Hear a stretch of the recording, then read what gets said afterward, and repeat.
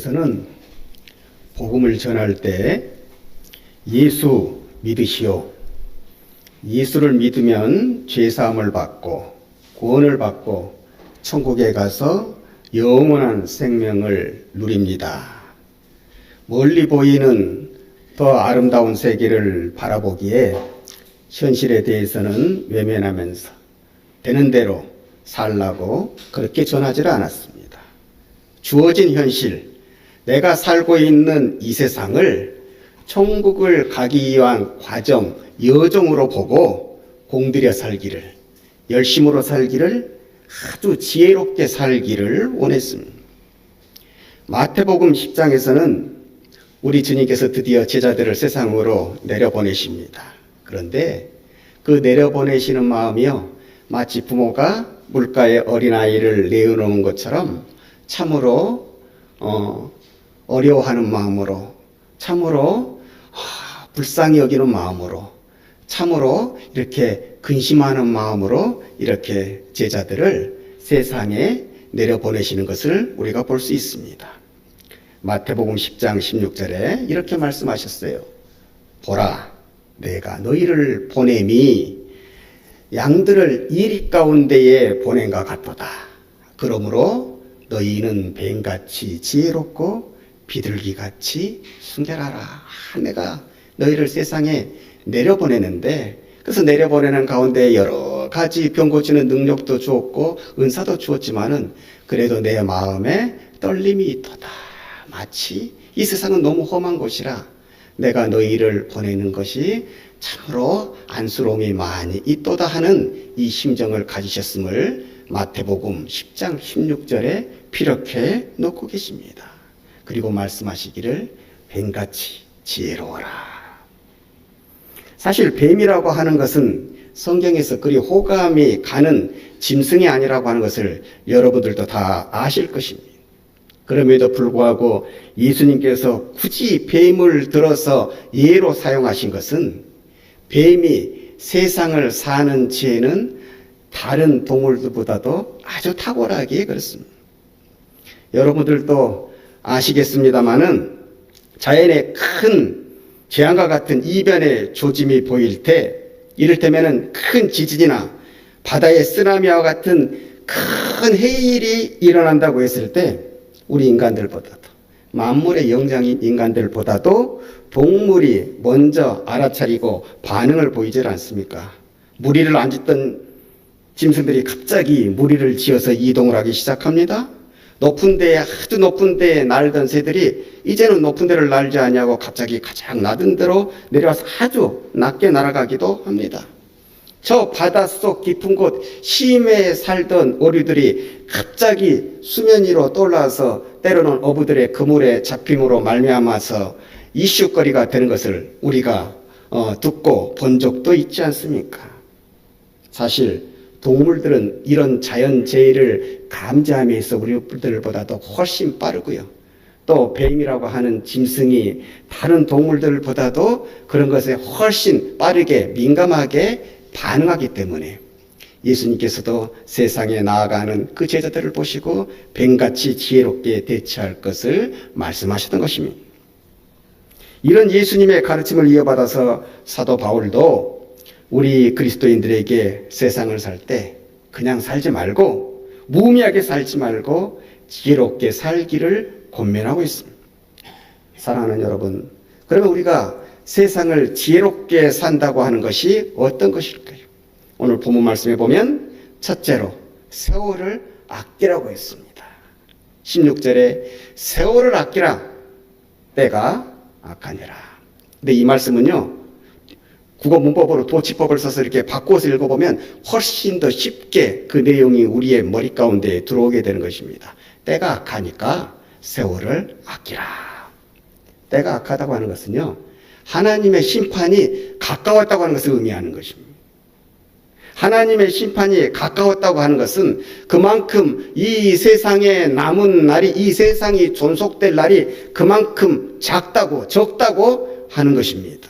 바로 세상의 끝이 다가오고 있으니, 종말이 다가오고 있으니, 그러므로 남아있는 세월, 남아있는 시간을 아끼면서 살아가십시오. 나의 사랑하는 그리스도인들이여. 이렇게 말씀하고 있다는 사실입니다. 특별히 이 아끼라고 하는 말 속에는 더 깊은 신앙적 의미가 들어있습니다.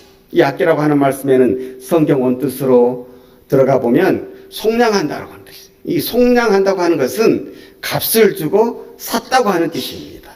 값을 치렀다고 하는 것입니다. 다시 말하면 예수님을 안 믿는 세상 사람들과는 달리 예수님을 믿는 여러분의 시간을 우리 주 예수님께서 값비싼 대가를 치르시고 사셨다는 것입니다. 그러므로 세상 사람의 시간과 여러분의 시간이 다르다고 하는 것이요, 세상에 존재하는 여러분의 가치와 세상에 존재하되 예수님을 믿지 아니하는 사람들의 가치가 완연히 명백히 다르다고 하는 것을 우리가 알고 살아가야 한다는 것입니다. 이 말씀은요, 제가 여러분들에게 뭐 듣기 좋으라고 그런 차원에서 드리는 말씀이 아닙니다.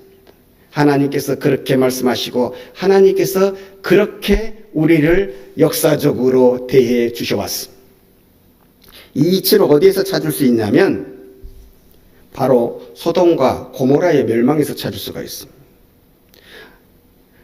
아브라함이 소돔과 고모라의 멸망을 막으려고 온갖 노력을 다 하잖아요. 그곳에 자기의 친척이 살고 있기 때문에.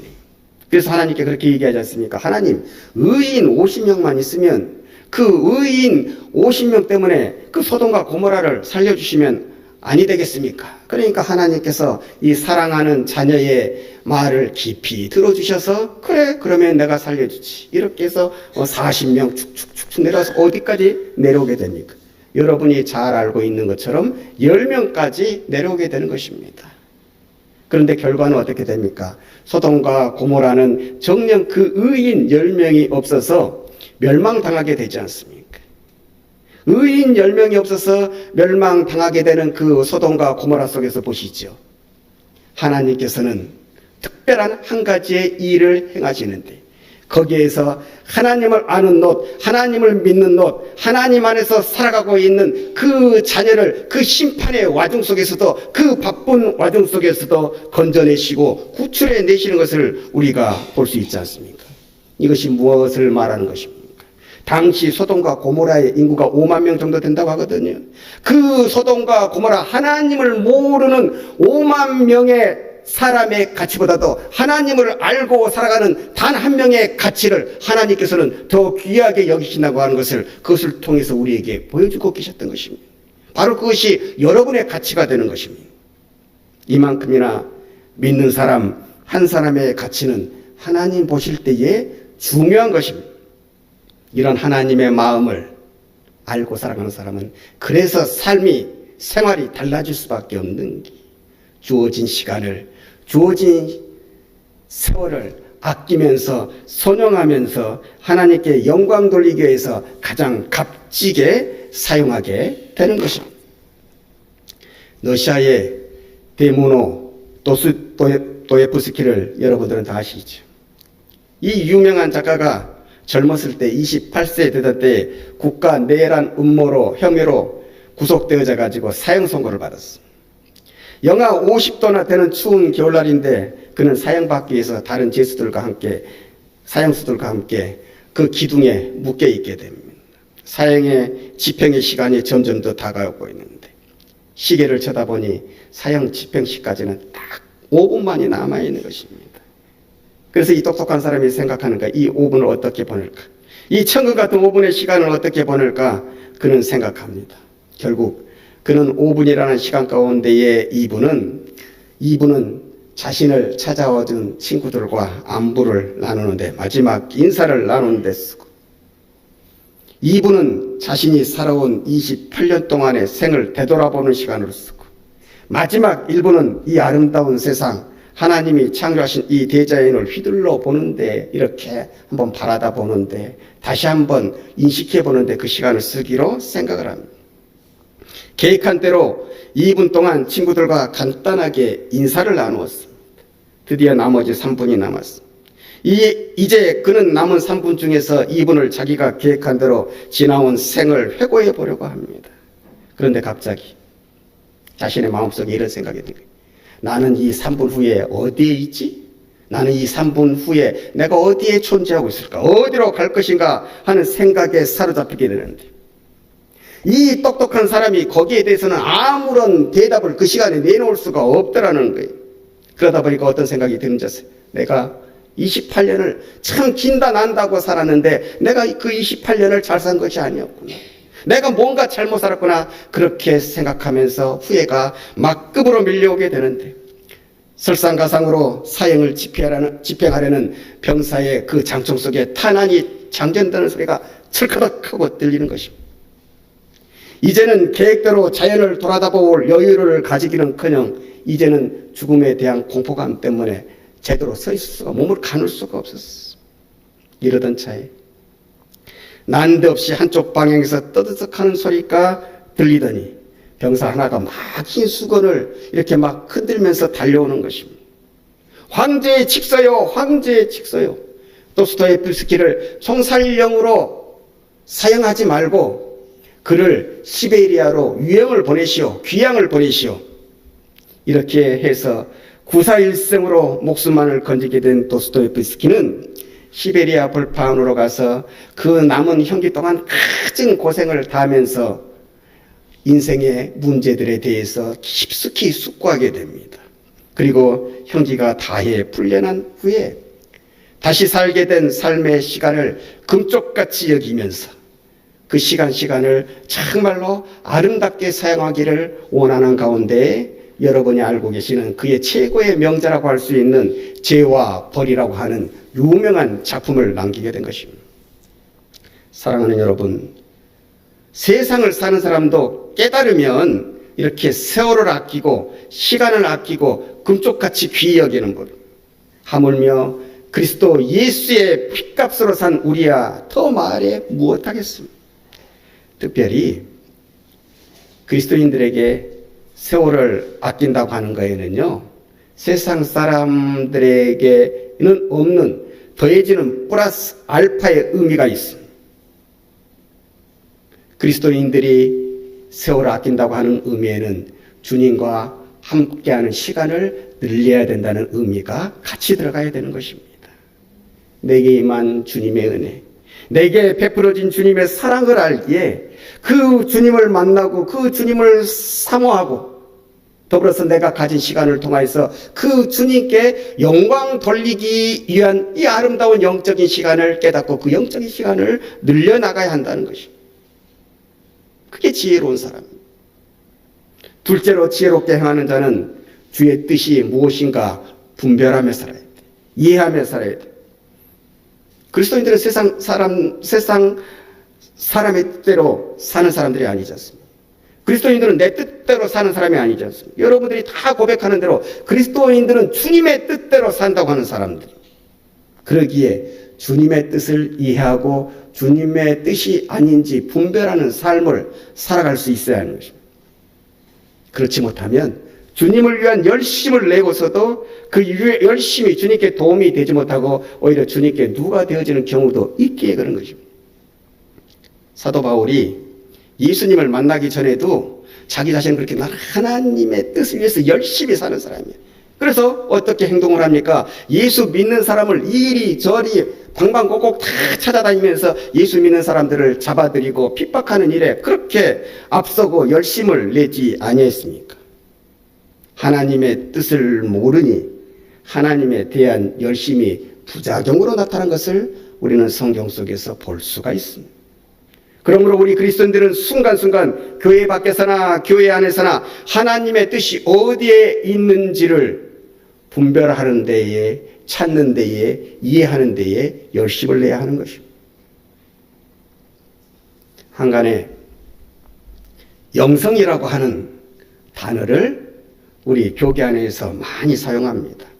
지도자 영성훈련, 구역자 영성훈련, 책에도 있죠. 지성에서 영성으로. 여기저기에서 영성이라는 말을 수도 없이 많이 사용하는데 우리 교계 안에서도 이 영성에 대한 정의를 내리기가 여간 어렵지 않아서 워낙에 다양한 의미로 사용되어지기 때문에요. 저도 여느 신학자들과 목사님들의 영성에 대한 정의를 여러 가지로 들어보았지만 이것이 딱 맞는 것이다 이렇게 마음에 그렇게 흡족하게 찾아오는 것이 없더라고요. 그러다가 어느 날 어떤 목사님과 얘기를 하게 되는데 그 목사님과 얘기하다가 제가 한번 물어봤어요. 목사님은 영성이라고 하는 것이 무엇이라고 생각하십니까? 그 정의를 한번 얘기해 주십시오. 이렇게 얘기했더니 그분이 말씀하시기를 한참을 생각하시다가 영성이란 하나님의 은혜를 감별하는 능력입니다. 이렇게 말씀을 하시는데 저는 그것이 참 맞는 해석이요. 탁월한 해석이라고 생각했습니다.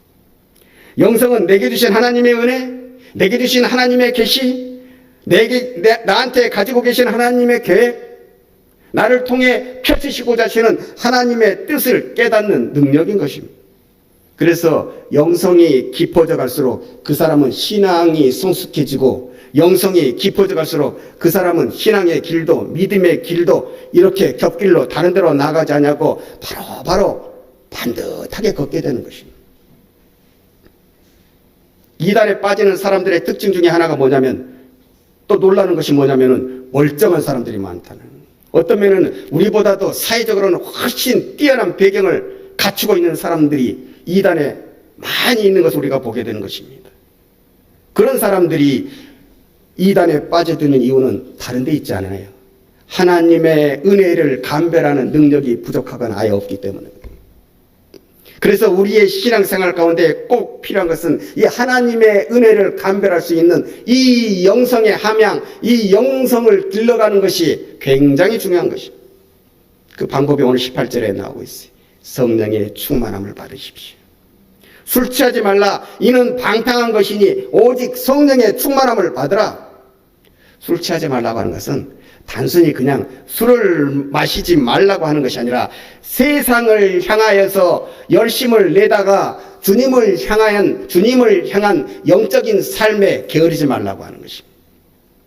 영적으로 부지런해야 성령의 충만함을 받고 성령의 충만함을 받게 되어질 때에 우리의 영성이 길러져서 우리 주님의 뜻을 온전히 분별해서 합당한 길로 하나님의 뜻대로 하나님이 원하시는 길로 하나님께 영광을 돌리는 길로 우리가 온전히 나아갈 수 있게 되는 것입니다.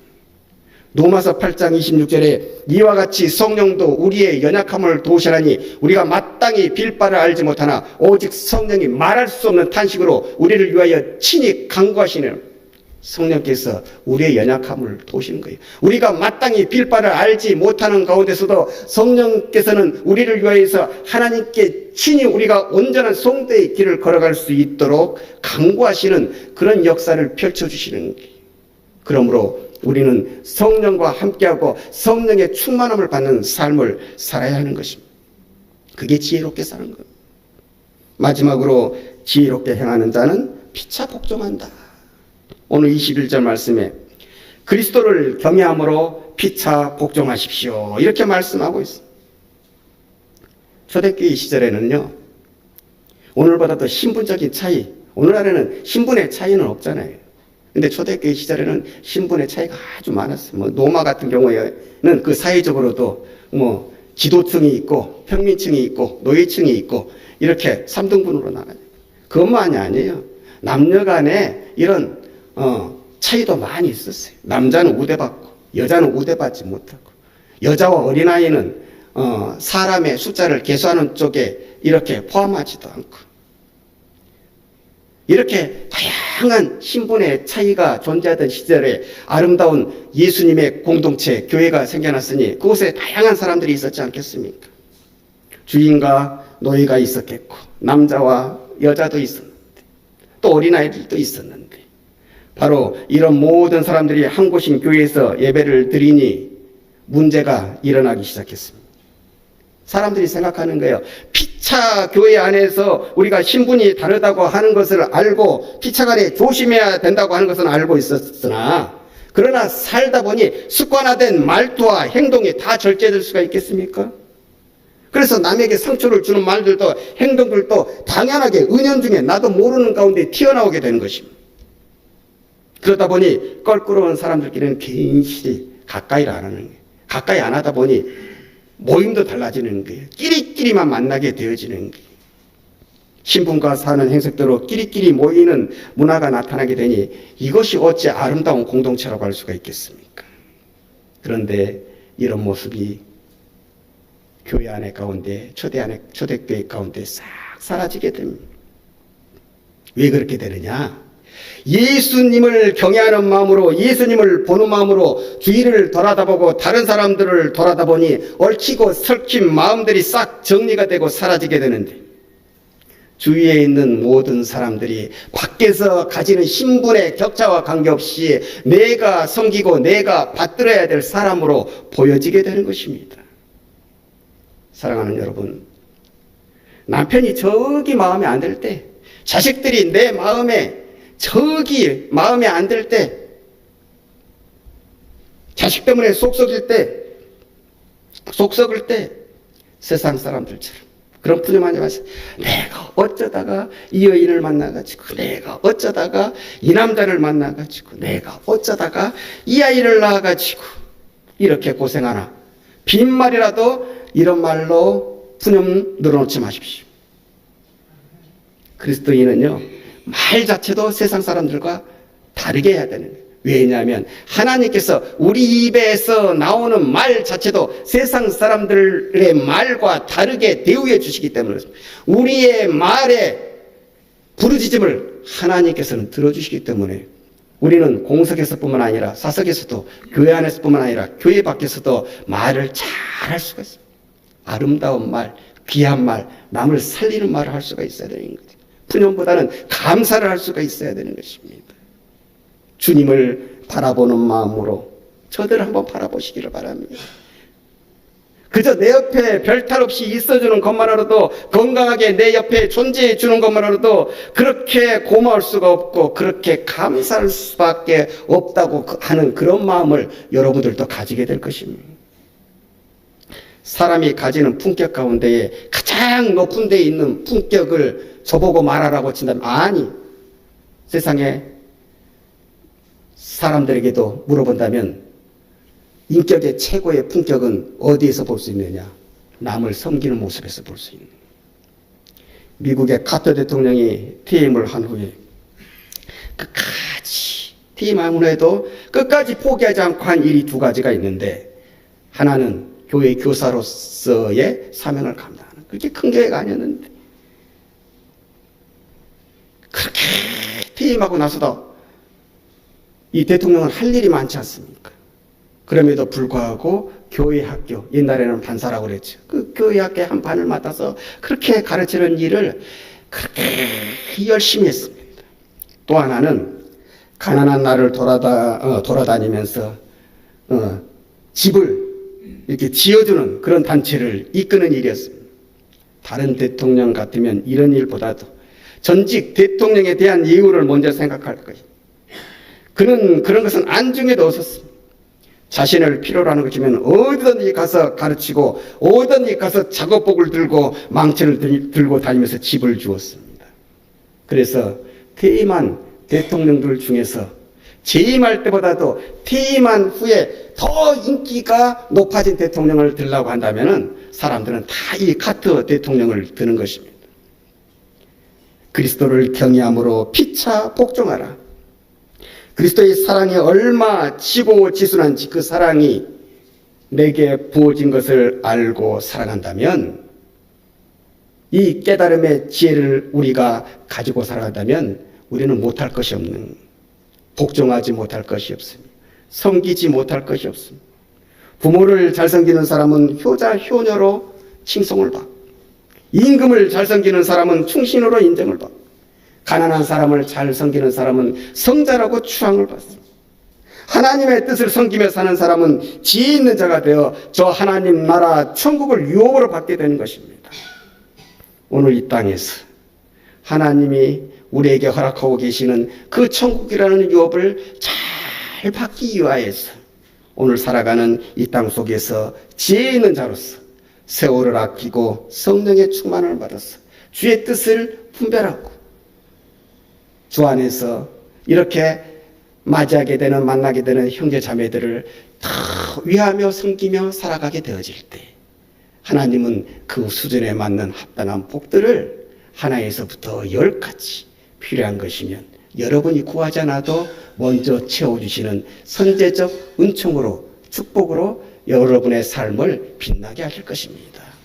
우리 한송교회 모든 믿음의 식구들이 이 은혜의 길, 이 축복의 길을 걸어가는 지혜 있는 자가 되어주시기를 주님의 이름으로 간절히 축원합니다.